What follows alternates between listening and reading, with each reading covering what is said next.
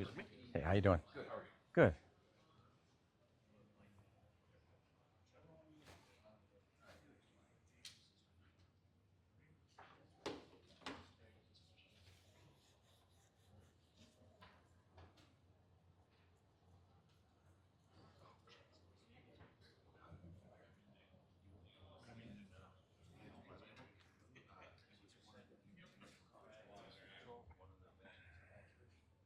My clock is way off, right? Am I right? That's not okay. Okay. That's right. 2 times a day. That's true. Every time. Yep. He's got it locked and loaded. That's right. That's just a.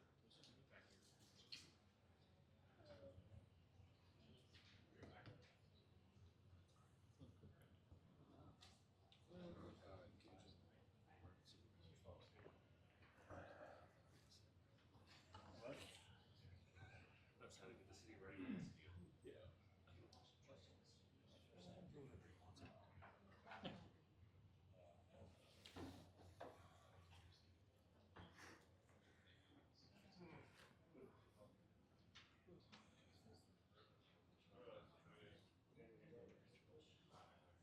Hey, how you doing?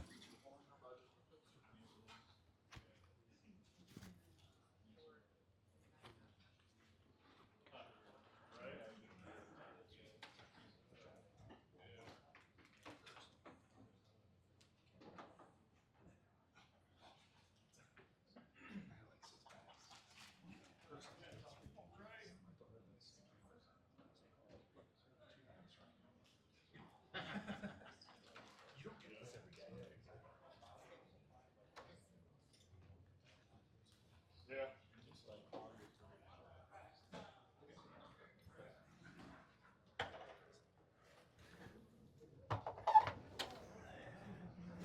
Cut down on the noise. You're closing my escape.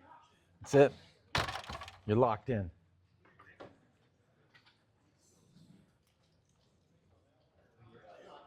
No, I have that one already picked. What's that? You can come in here if you like. Want to look for Western, KEMA Western. Oh, no, that's not here.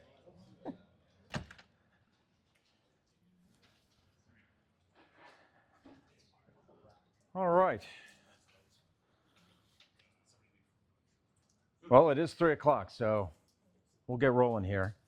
I want to thank you all for being here. Appreciate it. My name is Ted Check. I'm the Public Information Officer for York County Office of Emergency Management. Hey, how you doing? And also York County 911. It's kind of a dual role. So the title of this is, it's not exactly wrong, but kind of at the last minute, I did add a lot of slides because we had another incident. So Public Information Officer operations for two. We had two incidents. We had one in February, and then we just had one earlier this month. So I'm going to be looking at both of those.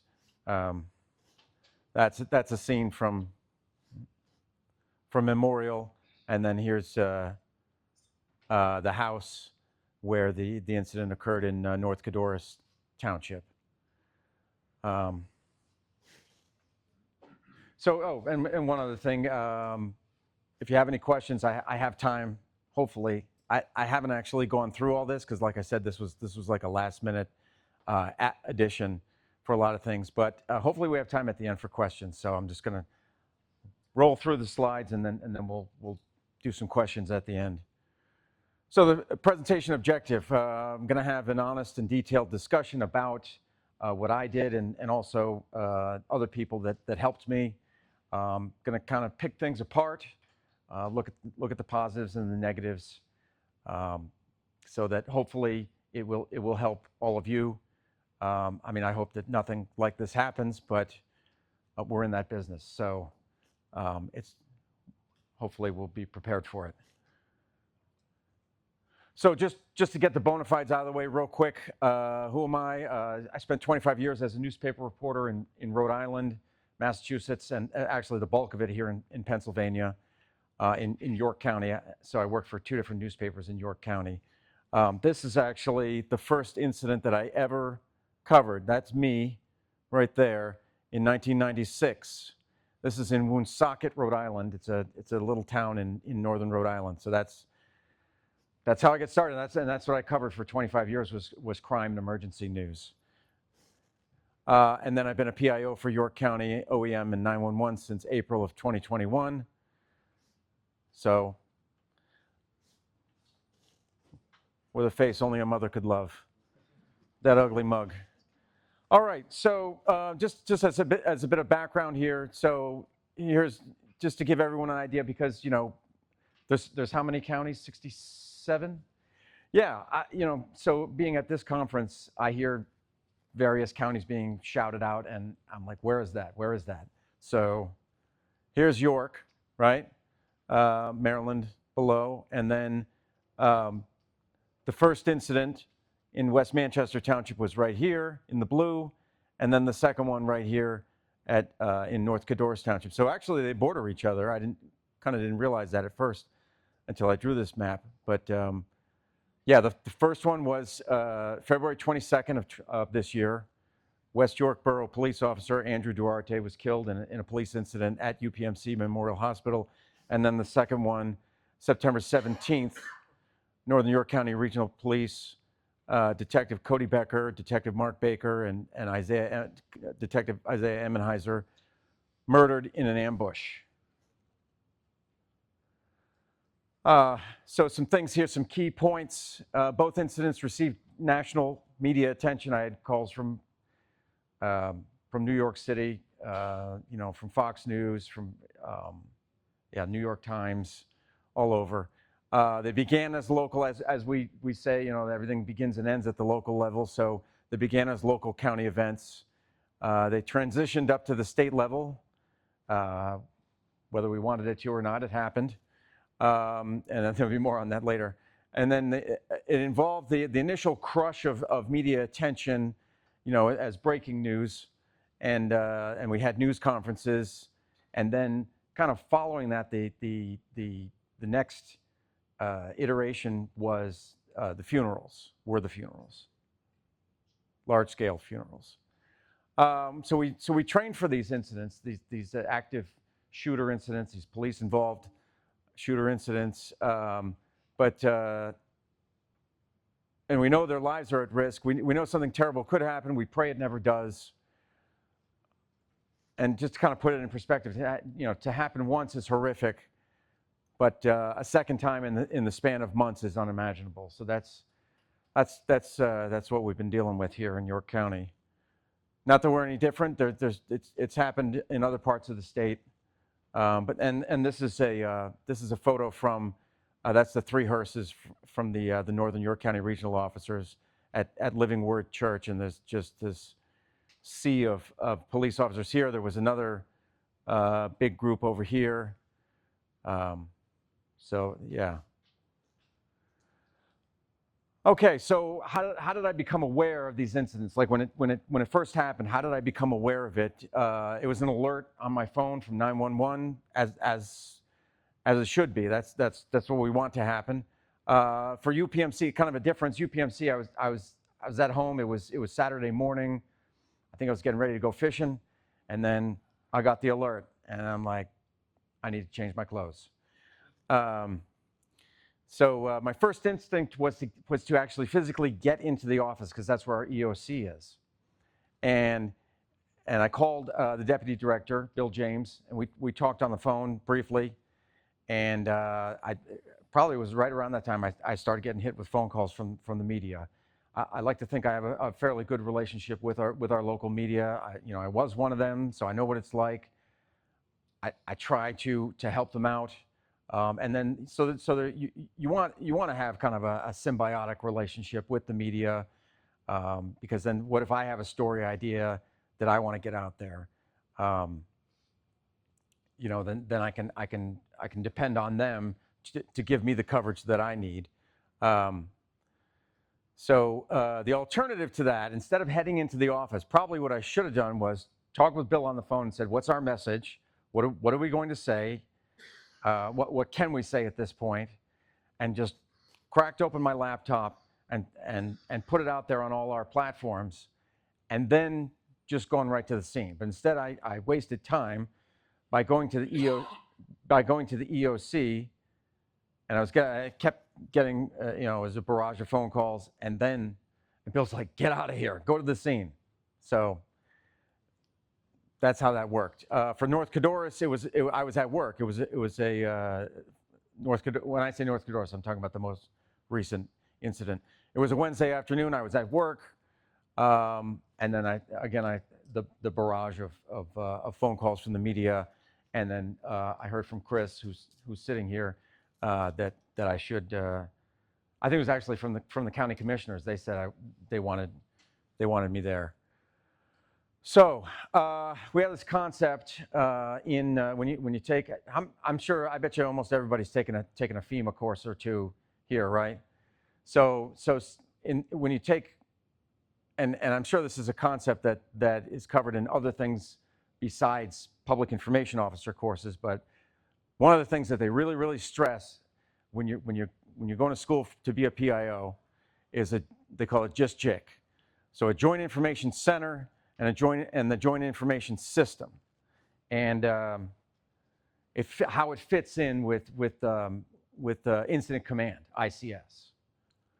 So the Joint Information Center, the easiest way to remember it is the Joint Information Center is the physical place, and it could be a mobile command unit, it could be a building or a room.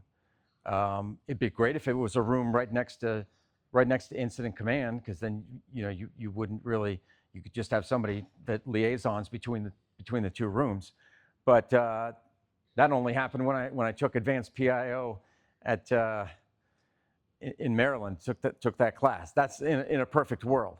But so then the JIS, the Joint Information System, is that. It's a system, it's a framework where you want all the PIOs in one room deciding on a message, or at least it's been decided, say it's been decided by the incident commander, then all the PIOs know what the message is, and they all disseminate it together on their various platforms. So you don't have different messages being sent out to cause confusion. And then I say here, one challenge with these concepts is they sound great on paper, as we know from all sorts of different professions and different experiences in life. It looks great in the books, it looks great on paper, and then it doesn't quite work out in real life. Not exactly, at least. So, and we'll see that. But this right here shows you that this is FEMA's idea of the Joint Information System. So you have one person who's the lead PIO, and then you have all these different tasks that the lead PIO can assign as need be. JIC facility liaison. Maybe that's the person, when I was talking about liaison, maybe that's probably the person that communicates between the Joint Information System and command. I think that's what that is, and that would be great, because that's what was needed in some of these situations. So for these two incidents, the JIC, the Joint Information Center, for me, for UPMC, was what you see here, the mobile command unit, the 911 mobile command unit. That was my Joint Information Center. And then later, when I found out that the state had taken over, I went into the lobby of UPMC, and there was Trooper James Grothy from PSP, and that was kind of our JIC, if you will. For the Joint Information System, I had help at UPMC from Mike Melhorn. He's not here. He had to leave. He took over because just so happened I was duty officer that day as well. So for our emergency management office, we take it. Everybody gets a chance. Most people get a chance in the office to be duty officer for a week. So it just moves to the next person week by week.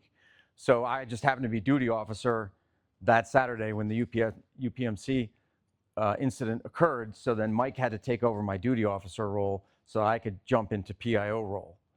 And then, like I said, I eventually collaborated with PIO Grothy from PSP. For North Codorus, A lot of help from coworkers again, plus KEMA, Ruth Miller, who I didn't see here today, but she's the PIO for KEMA, and Rob Then, who's been talking at the podium, he was there. Neil Doyle's in the back there. He helped out. He's an EMC from Paradise Township. Also, Chris, I think, called in Baltimore County Fire PIO Travis Francis. Plus, there was another PIO from Dauphin County who was at our EOC. So what about unified command? We hear about that term a lot too. It's an ICS term, unified command. So it allows representatives from the different agencies to get together and make decisions together. The issue is police officers are not really into that. They're not really into the incident command system. They're not into sharing. They don't share very well. And I love them. I love them dearly, but they're not that great with sharing. So unified command wasn't really a thing. So in both cases, I was unsure if it was in place. I should have known, but anyway, so I wanted to connect with the incident commander. That was kind of the main objective. Once I got to both of these scenes. This is another scene from Memorial, with them stopping traffic and everything there. So, okay, so here's something that happened. The York Hospital, I call it the York Hospital snafu and the UPMC hotline. So I get to UPMC and I find out, I can't remember who told me, but somebody found out that one of the local TV stations had a headline online that said, police shooting at a York Hospital. So capital Y, lowercase h, a York Hospital. Well, in York County, we have York Hospital, and then we have UPMC Memorial.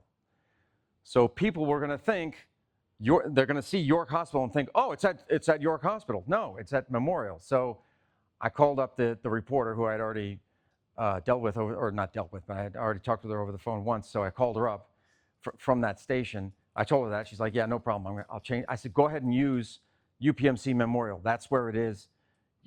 You're okay with using, the location where this is all happening. And she goes, okay, fine. And then she says, by the way, there's a hotline that another media outlet is putting out there. They're saying, like, if anyone from the public had a loved one, whether it's an employee or a patient or a visitor, they can call that hotline to see if in fact that person was there at the time. And so, as PIO, I'm like, I got to check this out, make sure it's real. So I was able to, or I called the number, and it actually, I was standing right outside the hospital, and it transferred me in, and so I was able to confirm it. So then when I gave my statement in person to the cameras, to the media that was there, I was able to add that into what I told them. I said, here's the hotline, because I thought that was great what they were doing, and I felt I needed to do what I could to get it out there further. So that was kind of some interesting things that happened there. So when an incident occurs, there's this rush to get to the scene, but I kind of you kind of wish you could go back, or you could stretch out time or whatever, and think about these things in your mind. We do all this planning in emergency management. We do a lot of planning, but then then reality strikes. So this is like, if this could go through my mind, wait, let me call some more PIOs. Who's the incident? This is like before I leave to even get to the incident. Is there unified command? Where is the media being staged? Where is the MCU? And the reality is some of these things will have to be put off and dealt with once you reach the scene. It's just the way that it goes. You're kind of parachuting in to something that's already in place, and so then you have to gain a lot of knowledge in a short amount of time to get up to speed. So I say once you're on the scene, the sequence seems to be, now that there's been two of them, you find the incident commander, you find the MCU, you find out where the media is, and you ask the incident commander if you can talk to the media. So when I got to UPMC, I saw the West Manchester Township Police Chief. He just happened to be walking right there by the MCU, and I said, "Hey, John, I'm here. I have a statement that I've been giving the media, and it's a very short statement. It's just, there was an active threat. The threat's been neutralized, and police are investigating. Do you mind if I give that to the media?" Because at that point I had found out that they were way down the back of the hospital, I guess, and this is a smart idea. They were, somebody else had long before I got there, had told the media, you got to go to the back of the hospital, and it was like the furthest parking lot. It was the furthest away from the hospital, but yet still on hospital property. They didn't want any media out at the front, which was wise. So I said to the chief, can I go down there and talk to them, and this is what I'm going to say? And he said, yeah, that's fine. So, because the idea was, I had been talking to them over the phone, I had put something out on social media, but I wanted to give them something visual, because mainly there were cameras, so they need that little nugget of information. It's my role as PIO is to just get them started, to just give them that initial nugget of information. They're going to get more when there's a full-blown news conference. I'm just the starting point. It happens day to day when they call me for other things, like there's a fire going on. Well, I'll give you the time of the first call to 911. I'll give you the location. I'll tell you that there's fire, EMS, and police there, and whether the fire's been extinguished or not. But that's about all I can tell you. Anything else, related to the investigation, anything like that, you got to talk with the fire chief or the police chief, whichever one is more appropriate. So I'm just the starting off point. But I wanted to in UPMC and at the other one, the more recent one, I wanted to just give them something to start them off. And Yes. was there no PIO for the hospital? No, they do. They have. That person was not. I'm not quite sure what they were doing exactly. I don't mean that in an offensive way. I don't or a disparaging way, but I don't know what they were doing. But I was. Again, in hindsight, yeah, it would have been great if I stepped into the lobby. I stepped into the lobby, and there was just a sea of people, law enforcement, politicians, hospital people. Yeah, and then later on it cleared out because the governor arrived. We heard that the governor that somebody just told me, it's like, hey, state police is in the lobby. I said, oh, great. I'll go connect. I figured that.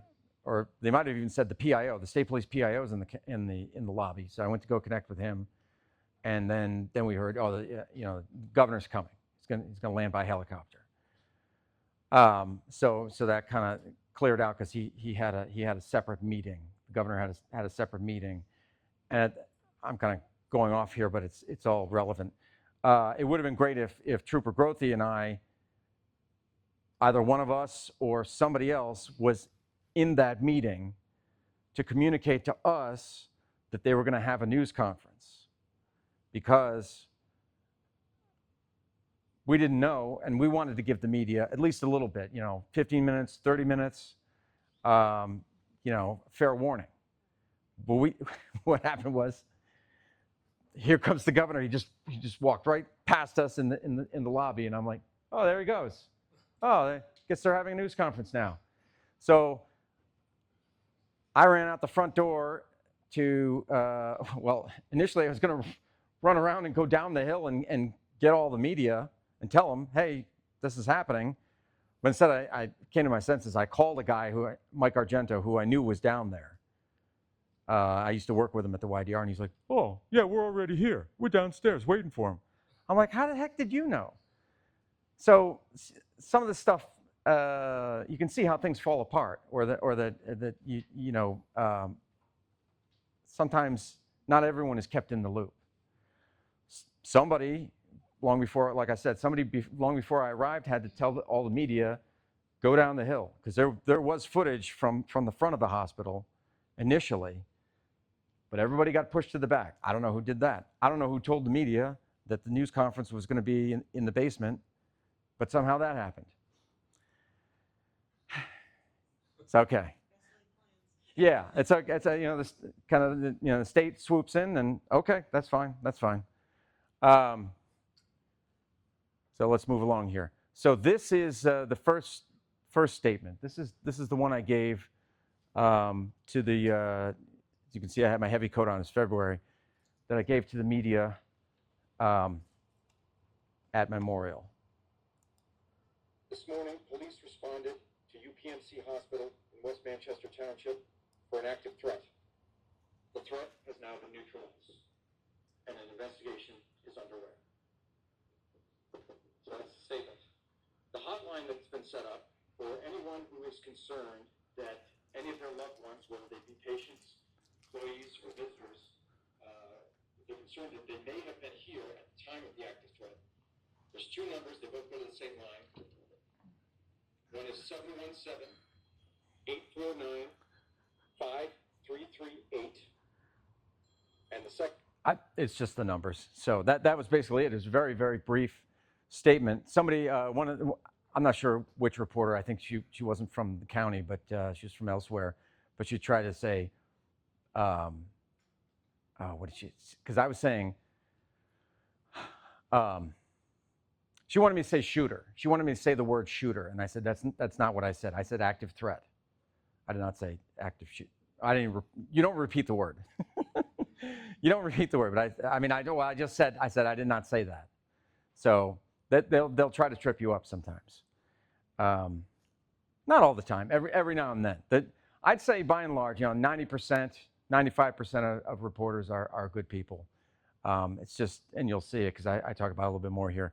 But every now and then you get somebody who's a bit, you get someone who's a bit pushy. Now this is the second one. This is for the North Codorus Township incident.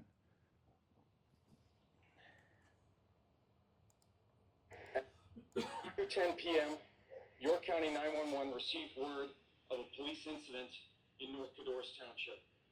Following that, numerous police and EMS units responded to the scene. At this time, Pennsylvania State Police are investigating. And that's it. Very short. You can see it's very short. Like I said, because I don't want to jeopardize anything that's going on. It was so very, very fresh, But the media was at, it's a restaurant called Goofy's, and because they had a parking lot, it was the closest establishment to the, to the home where this occurred. It's a very rural area, and so Goofy's was the closest. It was a couple miles away, and somebody again, Neil, I don't know, maybe it was you or the fire chief. Someone told the media to go to Goofy's. You did. Okay, great. No. We were setting the perimeter up for PSP, and before the helicopter was in the air to go to the hospital, fire police were getting badgered already by the media. So I called Mike Melhorn, and he said, I have no idea where you are, what's close and flat that you can get them to set up. Oh, nice. That's how that came about. Okay. So then by the time I got to the scene, I found out that the media was at Goofy's for that one. So, but this is a that's what you just saw there from Memorial. That gives you an idea of what I was looking at. There were probably, I think there were a few more reporters here, but you see a lot of cameras. So I wanted to give them that visual element. So short, stick to the facts. Don't reveal anything about the investigation. And it'd be great if I could tell the media, because they teach you this in PIO school. You always want to tell them what's next. Like, okay, it's noon now, and we know you have to get on the air again at 4 o'clock or 5 o'clock or whatever. So we're gonna have another news conference at 4 o'clock. It'd be great if I could tell them that. I couldn't tell them that. And as it turned out, I wasn't even in charge of the next news release, like I just told you, the governor was. So I've given a statement. I'm fielding phone calls from the media, New York Times. And then at UPMC, I learned that that PSP was taking over, found Trooper Growth. So I've gone over some of this already. North Cadorra, somebody told me the governor was headed to York Hospital, and the news. Yeah, that's right. So we're at Goofy's. I gave for the most recent incident. I hope you're following along. I'm sorry if I have to toggle back and forth because we had two. But so I'm at Goofy's for the North Cadorra incident, and somebody told me, they're like, well, the governor's going to land at York Hospital, and they're going to have a news conference there. So again, totally out of my hands. Although the media that was gathered there still at Goofy's, I was able to tell them, hey, this is happening at the hospital, because they had about a half hour to get over there. Does the governor bring his own PIO, I assume? And Yeah, he's got all sorts of press people. Take the lead, or is it So- PSP? Well, a bit of both, because so what happened with UPMC was I'm sitting there with Trooper Grothy in the lobby of UPMC, and he wrote a more detailed news release than I had put out, and so I was able to then amplify that with my social media, because I'm in charge of OEM, 911, and York County itself, Facebook, Instagram, X, So I was able to blast that out there. So that was my role. He became lead, essentially, became lead PIO, and I was an assistant to him. So that was his role, and then, yeah, the governor has other people, press people. So in hindsight, it'd be great if I could get to know those people, so that maybe they could tell me what they were doing. If I can broker that connection, maybe, and ask them, can you, God forbid, this happens again, something, anything, but can you bring me in? This is that was at UPMC. That was the news conference. There's the governor right there. News conference in the as I call it, the basement. It's probably just the first floor. So if you haven't guessed already, at times it felt like I was tasked with putting out a fire. So I just kind of had this vision. It was like a couple days ago when I was putting these slides in. It's like a fire spreading in all directions. All I've got is like a lid to try to put it out. That's I don't know. It's just an image that came to me. Sometimes you feel like that.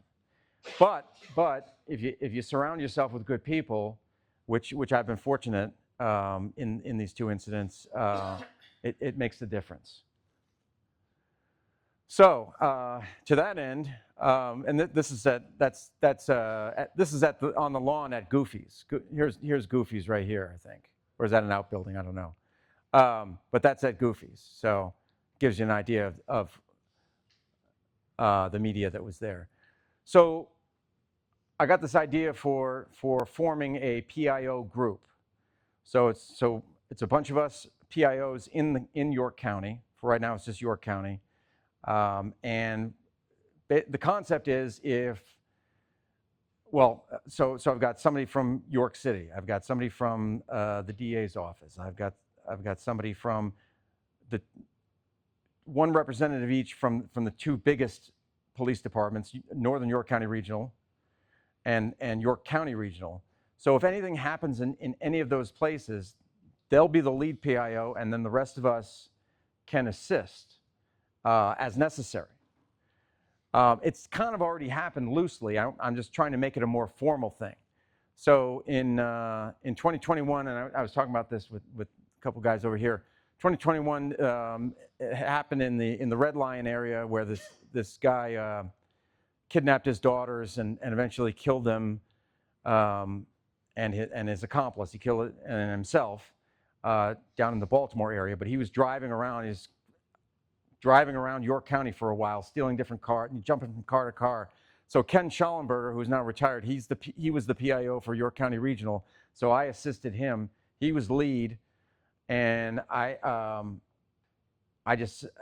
of had an idea. I'm like, how about I put your news release? I'll target websites or Facebook pages and news sources in Maryland, because that's probably where he's headed. So let me target those and blast that out there so that people have an idea. I mean, like, we live in our bubbles, and somebody in Baltimore County is not going to necessarily know what's happening in York County. So that was my little role in that one. But unfortunately, it didn't turn out well. And then, so then the UPMC, that was another one, because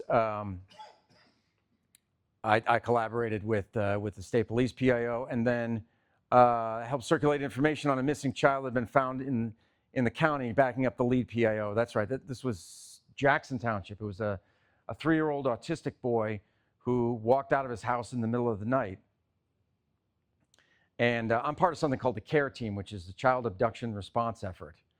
And so it's a consortium of law enforcement, social services, search and rescue, 911, OEM, a bunch of people, and they all assemble when a child is missing or is abducted, or say a Alzheimer's patient decides to walk away. So this big team assembles and puts all their resources together to solve that, to get that person back safely as soon as possible. So I'm part of that. So the CARE team was activated for this little boy in Jackson Township. I get to the incident command center, and the PIO for Northern Regional, Greg Anderson, was already there. So I was just there to assist him.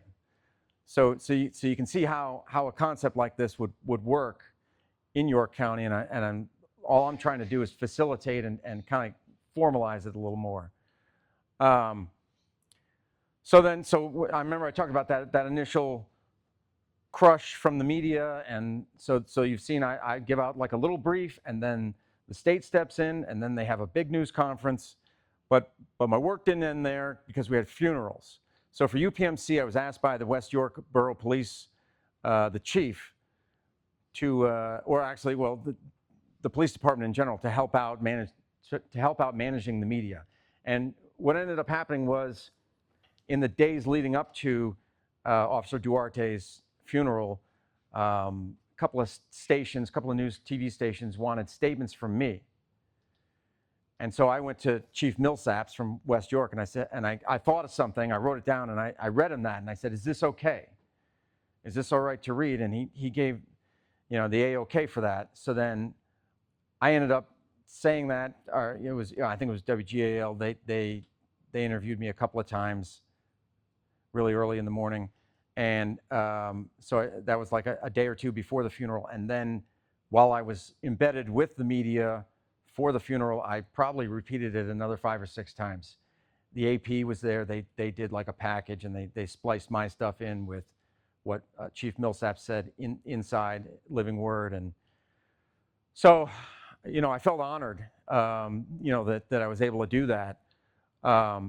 Now, for the most recent one, where we had the 3 Northern York County regional officers, I extended that same thing to the chief, and respectfully, he declined, and that's fine. That's entirely up to him. Like I said, these things work differently. And this is well, they did it for both of them. This is because Living Word. The funerals happened, both of them happened at Living Word. It's the biggest church in York County. I think they can put at least 1,500 inside, just in their sanctuary area alone. That they've got space for 1,500. So they did. Police or fire officers did the firefighters. Excuse me, did the same thing for both with the American flag, which is fantastic. Okay, so here's a bit of I think this is the Associated Press package. I've been asked this week about healing. Does this represent healing? And I thought about that, and that everyone heals in a different way and at a different pace. For some, this may symbolize healing, and for others, that healing might come much, much later. But I think one thing that we can all have in common is we recognize the love that Officer Duarte had for his family and friends, for his community, and for the profession of policing. And that love was manifested in the way that he was a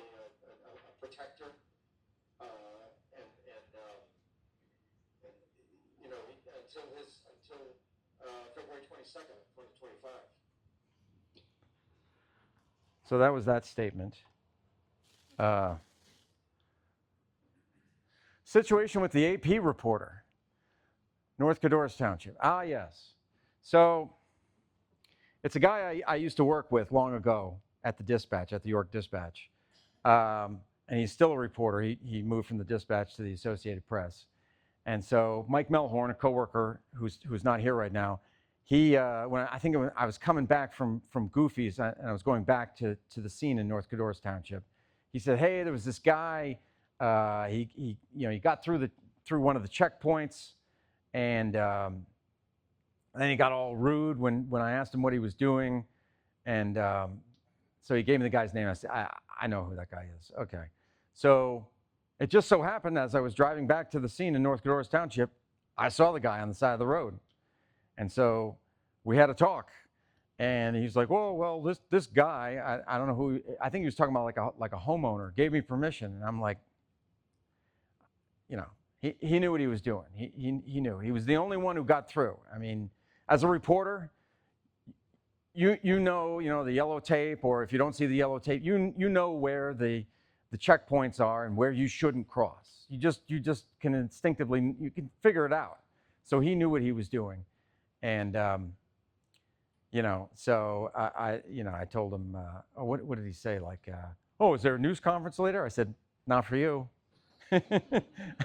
But he had 15 minutes. I said, yeah, it's at York Hospital. Try to make it from here. Yes, I was not happy. I sent an email off to the Associated Press, but I haven't heard anything back. So, yeah. But yeah, that's. I mean, as a reporter, you learn, like, the number one thing is keep yourself out of jail. Like, don't cross the yellow police line, because you're not gonna be able to write the story if you're in jail. So I actually did a story on a guy who got arrested in York City because he was from the other paper. So I was with the Dispatch at the time. This guy was at the York Daily Record. It was like 8 o'clock at night. He was convinced that there was a secret meeting of city officials going on upstairs in a building, and there was just the secretary or receptionist was there, and he was like yelling at her, "I know they're up there. I know they're up there." She's like, "Sir, you're scaring me. I'm calling 911." So by the time I get there, the cops have him outside. He's cuffed, and he did one of he just flopped on the ground. And he was really tall, and he's just laying on the ground. So they had to stand him up like a tree, and then they had to put him in. He got arrested, So I don't believe that there was ever a meeting there. Then there was the confrontation with the TV reporter at Officer Duarte's funeral. This is from his. All these state troopers here, pretty amazing. But what happened was I caught wind at Officer Duarte's funeral that somebody from a TV station was at the funeral home. So the procession started at the funeral home, and it ended up at Living Word. And I thought I made it clear to all the media that there was nobody that was allowed, particularly this station, because they had asked me if their news director or assistant news director had asked me, "Can we be at the funeral home?" And I said no. And then they had another great idea. They said, "Oh, well, can we have a vehicle in front of the procession with a camera facing back, filming it as it's coming?" No, you can't. No, as a reporter, though, I certainly understand that you're always trying to push as much as you can, and then But anyway, so I saw the reporter that I heard had been at the funeral home. She later showed up at Living Word, and I said, "You knew you weren't supposed to be there." And she said, "Well, I didn't. My editor told me." I said, "Come on, that's plausible deniability." So then when the funeral was over and people were leaving, she went in, and all the reporters knew they weren't allowed inside the building, so I went running in after her. And when I finally caught up to her, she said, "Well, I had permission to use the bathroom." All right, fine, but let's go now. So You know, it's part of it, I guess, as being a PIO. You have to babysit a little bit. But like I said, 95% of them are great. Oh, and here's one more. So this is living word. This is actually considered the rear, the back of the church, and this is the front. So Cape Horn Road. They come off Cape Horn Road. I know you probably all don't know that, but where that is. But they come off of that, and this is the motorcade. They come around here. They come around here. This is where the hearses stop. And then, but the motorcycles were in front, so they continued. This little green box. That's where the media was for Duarte's funeral. But whoever was in, I guess the state police, they said no, we don't want them here. Any of this, and this. These green islands, they can be on any of these. So the motorcycles came through, and right in this red box was at least one reporter, if not two, standing in the middle of the road. I was maybe here or here, and I hear, "Get out of the way!" I'm like, what is going on? So I get down there, and whoever was in the road, you know, had cleared, but right on this corner right here, a couple of camera guys had stepped off the corner, so they were inches from these motorcycles. And I'm on this island. This island right here, and they're over here, and I'm trying to tell them, get back on the island, and they can't hear me with the thunder of the you know. And then so the guy that actually was in the middle of the road, he apologized to me. He's like, "I'm sorry, I didn't know, That's all right." Could have been an incident within an incident. You know, as we learn, we take ICS courses. They talk about an incident within an incident. That could have been that. Oh man. And then there was one guy that was operating a drone. Now we didn't close, and I don't think anyone closed the airspace, but so maybe that's a gap right there. Maybe we should have made that crystal clear.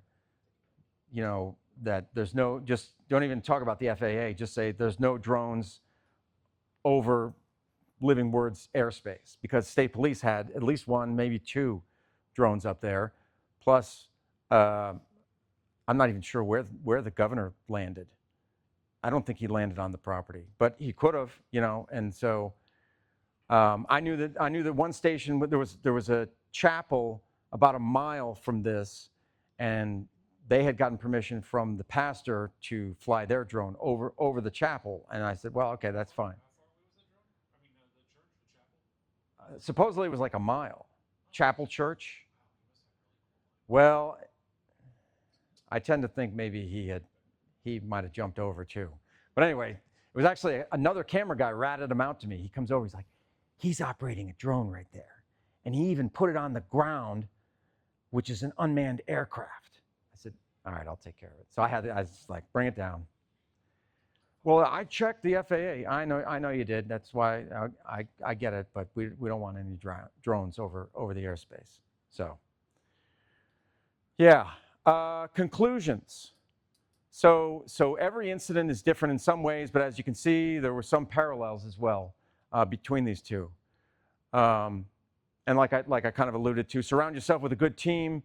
Always look to add to that. Always look to you can never have too many people on your team, I believe. And so Chris, you know, when he invited this PIO from Baltimore County Fire Department, that guy actually was brought to the scene. He really didn't know, you know, where he was in York County, but somebody brought him.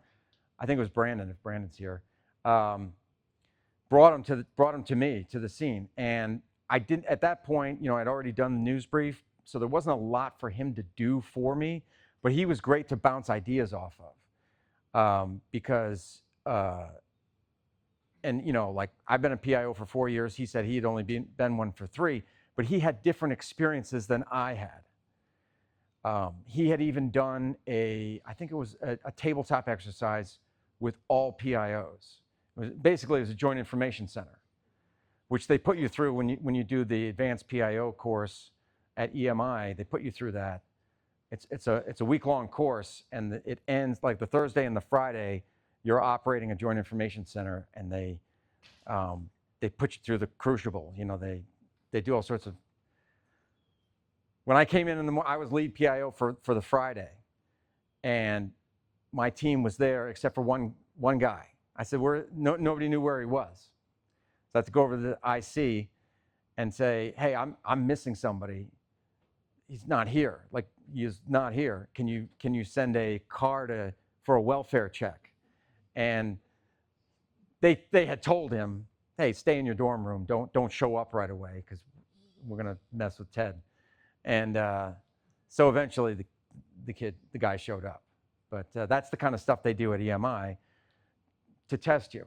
So the PIO from Baltimore County talked about this tabletop with all PIOs, and I think that's a good idea. I think we should do something like that. And then connections and planning. Oh, I just talked about it. Okay, so my contact info, because I don't have cards. If anybody wants to get in touch, that's the best way to do it. And I'll open it up for questions. I don't know where we are at time. I have no idea.